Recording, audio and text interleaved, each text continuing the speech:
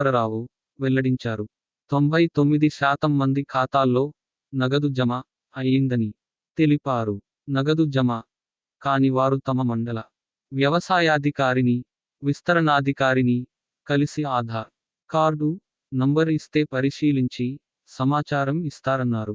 ఆధార్ కార్డులు సరిగా లేని వారి వద్ద ఇతర ఆధారాలు తీసుకునే అంశాన్ని పరిశీలిస్తామన్నారు. రుణమాఫీ పై ప్రభుత్వం మరో కీలక నిర్ణయం. పంట రుణాల మాఫీపై ప్రీ ఆడిట్ నిర్వహించాలని వ్యవసాయ శాఖ నిర్ణయించింది. దీనికోసం 16,000 మంది రైతుల రుణ ఖాతాలను పరిగణనలోకి తీసుకోనుంది. మరోవైపు దాదాపు 1,00,000కు పైగా ఖాతాల్లో అసలు కంటే వడ్డీ ఎక్కువగా ఉన్నట్లు ప్రభుత్వం గుర్తించింది. వీటిపై విచారణ జరిపిన తర్వాతే రుణమాఫీ నిధులు జమ చేయనుంది. ఇలాంటి